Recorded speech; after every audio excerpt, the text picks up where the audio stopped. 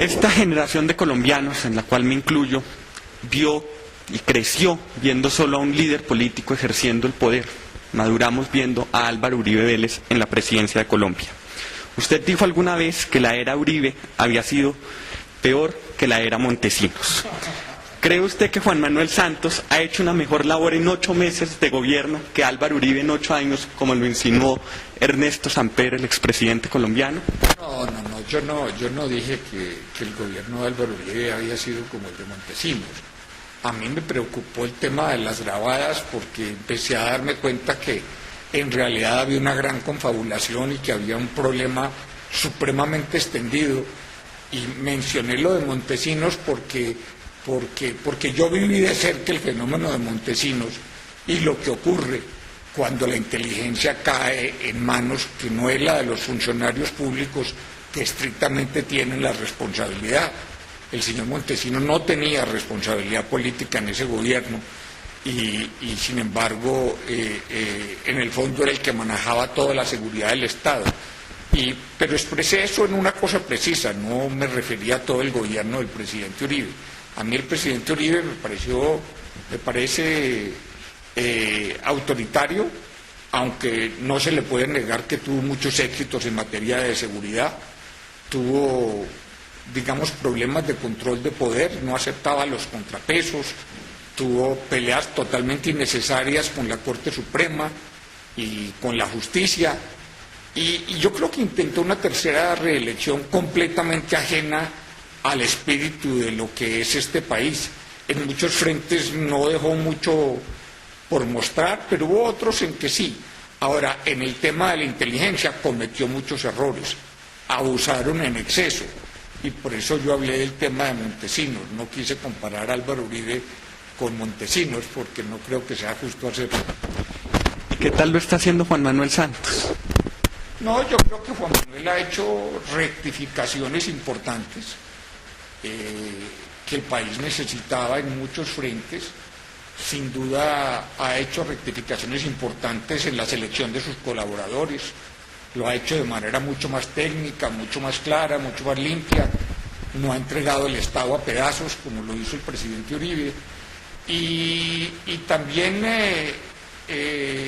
ha adoptado una actitud mucho más positiva en el tema de los desplazados, de las víctimas, de devolverle a los desplazados las tierras de las que fueron despojados, temas que son importantes y que en realidad marcan una diferencia en relación con el gobierno anterior. El 27 de febrero de 1991, en un discurso suyo ante la Asamblea de Estados Americanos, usted afirmó que América Latina recorría el doble camino de la democratización y la reforma económica. 20 años después, ¿cree usted que estamos haciendo lo correcto en materia de consolidación democrática y apertura económica? ¿Qué debemos mejorar? Sin duda las economías de América Latina han mejorado a lo largo de estos años. La reciente crisis financiera así lo demostró. Encontró un hemisferio mucho más resistente, mucho mejor parado, donde la crisis apenas se afectó el crecimiento de un año y las economías en general se han recuperado todas. Se prevé que crezcan bien este año. Y yo creo que la situación económica de América Latina es muy superior a la de hace 20 años en lo económico. En lo político hay muchos países donde se ha ganado. Hay otros países donde uno puede decir que hay retrocesos porque se han ido consolidando procesos un poco autoritarios, donde un solo partido, un solo bloque de partidos trata de consolidar mayorías en todos los organismos del Estado, en los órganos de poder, en la administración, en los organismos electorales, y eso empieza a poner en duda lo que es una verdadera democracia. No es que formalmente se haya roto la democracia, pero se ha perdido un poco el sistema de pesos y contrapesos. ¿Usted cómo ve el posicionamiento global de Colombia en el ajedrez político internacional? No, yo creo que una de las cosas importantes que ha hecho el presidente Santos es, digamos, entrar a resolver una gran cantidad de conflictos que se habían llevado muy lejos y que él ha demostrado poderlos reparar, y yo creo que Colombia tiene un posicionamiento bueno en la comunidad internacional y que estamos jugando un papel mucho más positivo y como menos conflictivo.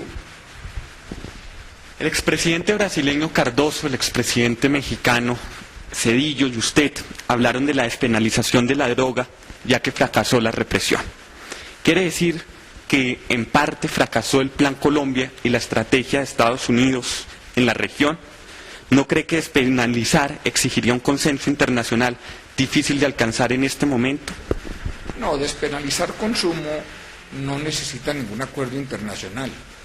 De hecho, es lo que ha ocurrido en Europa. En Europa no meten a la cárcel a los consumidores, tal vez solo en Suecia los meten a la cárcel. Y ellos lo han hecho dentro del marco de los convenios existentes. Uno maneja el tema de consumo de acuerdo a su ordenamiento constitucional y punto. Y lo que mostró el Plan Colombia fue un gran éxito en materia de seguridad. En materia de narcotráfico yo diría que tiene menos para mostrar, no porque no se hayan conseguido resultados, sino porque lo que ocurrió es que algunos cultivos que había en Colombia se desplazaron a Perú, pero terminó demostrando el Plan Colombia que tratar de controlar el problema de las drogas en los países productores no es una solución eficaz, y eso ya lo ha reconocido el propio gobierno norteamericano nuevo, en el sentido de que solo disminuir el consumo sirve para el propósito del narcotráfico. Ahora, lo que Estados Unidos debería mirar es empezar a recorrer el camino de no considerar el consumo de drogas un crimen, sino simplemente un problema de salud, y partir de allí hacia una política más razonable, que es lo que hacen los europeos. Si uno considera el problema del consumo un problema de salud y no un problema criminal, tiene como economizarse las gigantescas cantidades de dinero que ellos están gastando en cárceles y en el sistema judicial y en el sistema penitenciario. Todos los recursos están yendo a eso y nada a prevención ni a tratamiento.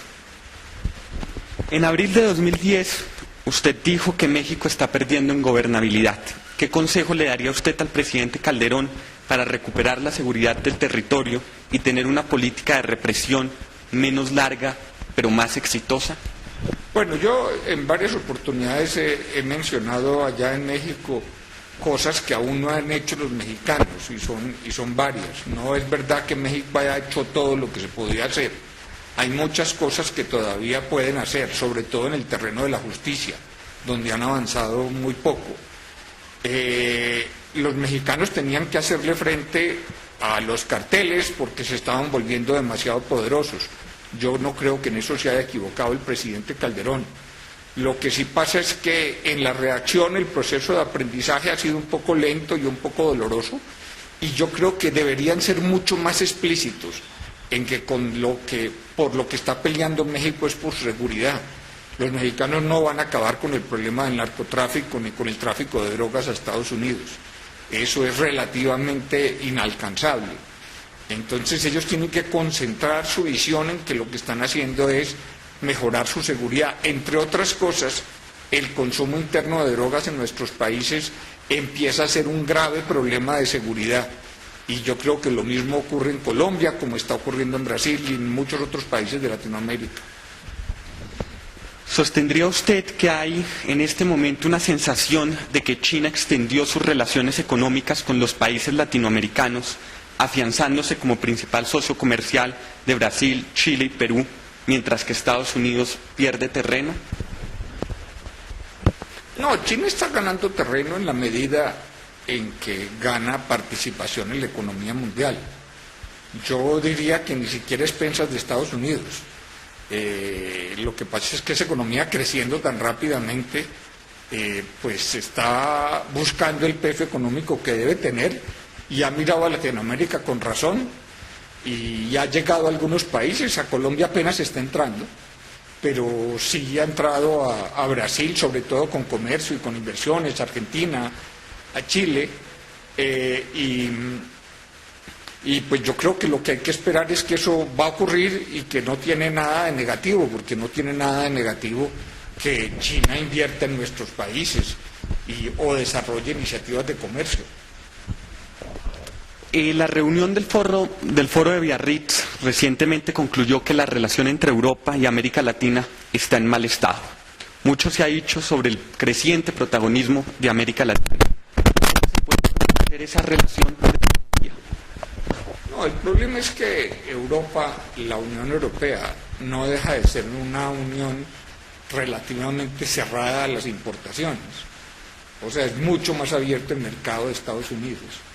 Y mientras que Latinoamérica de manera creciente importa de Europa, de Asia, de Estados Unidos, los países europeos no corresponden en crecimiento de importaciones. Sí lo hacen en inversión, o sea, ellos sí están preocupados por la inversión, particularmente España, pero otros países también, pero en términos de comercio es una relación muy desigual. Hace unos días Daniel Ortega reiteró su deseo de continuar en el poder. En Venezuela Hugo Chávez continúa con la ley habilitante que le otorga poderes especiales. ¿Llegaría usted a tildar que estos actos de gobernantes amantes del poder encajan en lo que Sartori llamaría dictaduras que se infiltran en las instituciones democráticas?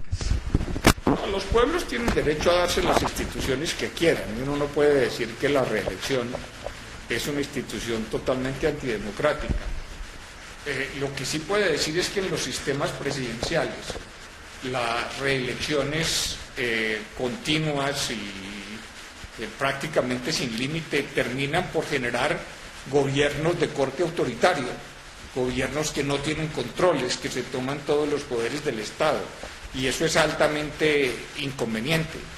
De manera que pues un presidente que se hace elegir una vez y después 2 veces y después 3 veces empieza a concentrar tal cantidad de poder que se pierden los contrapesos democráticos y se pierde un poco el sentido de lo que es democracia y se pierden los derechos de las minorías y se pierde la independencia de los otros poderes, y eso es malo para las democracias. Andrés Oppenheimer, en su más reciente libro Basta de Historias, critica la predilección de los gobernantes latinoamericanos por revivir el pasado. En el marco de este bicentenario, ¿qué balance podemos sacar de nuestros primeros 200 años de independencia y cuál es la mejor celebración que se puede hacer para virosar los próximos 200? No, yo sí creo que hay que tratar de entender qué pasó en estos 200 años. Y yo en el caso de Colombia he visto cosas interesantes, bastante interesantes que nunca me hubiera imaginado. Y es que Colombia ha sido un país muy libertario, por eso ha sido tan reticente a la reelección. Aun cuando un partido ha permanecido en el poder largo tiempo, siempre rota a sus representantes, no se quedan en el poder indefinidamente. Aquí, a pesar de que ha habido gobiernos, partidos hegemónicos, los periódicos de oposición siempre han podido circular y en general circulan bien. Tiene unas características muy especiales. El siglo XIX fue un mal siglo para Colombia. El siglo XX ha sido un siglo de buen crecimiento desde la Guerra de los 1000 días. Hasta hoy parece haber sido un periodo de alto crecimiento. Y yo creo que sí se pueden derivar enseñanzas de lo que ha pasado. Ahora, nosotros tenemos una tendencia, como por recabar en lo que dijo Oppenheimer, tenemos la tendencia a creer que nuestros problemas se reoriginan en lo que hacemos, no es lo que dejamos de hacer. Y ese es el error, no es recordar el pasado, sino tratar de echarle la culpa de los problemas que tenemos a las cosas que uno u otro gobierno, uno u otro partido hizo. Nunca pensamos en todas las que se dejaron de hacer, que en general son muchas y que explican mejor por qué nuestras sociedades no avanzan. ¿Qué mensaje le gustaría transmitir a los jóvenes latinoamericanos? No, yo creo que un mensaje de confianza y de optimismo y de que Latinoamérica está mejor preparada, entre otras cosas porque nosotros esas crisis, como la que vivió el mundo en el 2007, las habíamos vivido antes y aprendimos de manera difícil y dura lo que era la volatilidad de capitales, la globalización financiera, que definitivamente ha mostrado rasgos bastante negativos. Yo creo en la comercial, pero no creo en la financiera, y siempre tuve ese temor y es lo que finalmente ocurrió. Y que Latinoamérica tiene que avanzar en los dos frentes. Es imposible pensar en una América Latina próspera, sin democracia y sin democracias fuertes, y es imposible pensar en democracias fuertes sin una América Latina próspera. Nosotros no nos podemos dejar vender los modelos asiáticos, porque ellos se acostumbraron a tener gobiernos autoritarios y crecimiento económico. Este continente no es capaz de avanzar de esa manera. Aquí se necesita democracia para que los gobiernos sean estables, tengan legitimidad política y puedan hacer las cosas que tienen que hacer. Presidente, una pregunta personal. 4 años en la Casa de Nariño, 4 años en Washington. Usted, 10 años en Washington, perdón. ¿Usted nunca sintió la soledad del poder? No, sí, eso es, no en la OEA, porque eso es un tema más bien donde uno siente impotencia. En la presidencia sí tiene momentos muy difíciles, todo presidente tiene momentos muy difíciles, y más que la soledad del poder, a veces como cierta incomprensión de por qué se dan las cosas, por qué ocurren. No es fácil transmitir las dificultades que tiene un gobernante a sus gobernados. La soledad del poder es un poco eso, la incapacidad de transmitir las dificultades y los problemas por los que el país pasa. Presidente, este año el campus de Poitiers del Instituto de Estudios Políticos de París cumple 10 años de haberse fundado. Allí su exministro Fernando Carrillo fue profesor y fue uno de los grandes impulsores para realizar nuevos proyectos. ¿Usted le podría enviar un mensaje en el marco de esta celebración? El presidente Piñera hizo ya lo propio, ahora usted, que es otro prominente líder latinoamericano. Oh, claro, y sinceras congratulaciones por ese logro. No hay la menor duda de que una muy grande generación de latinoamericanos ha pasado por Sciences Po pensando precisamente en formarse para tareas públicas y para tareas de gobierno. Ir a universidades norteamericanas es un fenómeno muy reciente. Siempre la gente miró a Francia y siempre miró a Sciences Po como la institución que los formaba para las tareas de la vida pública.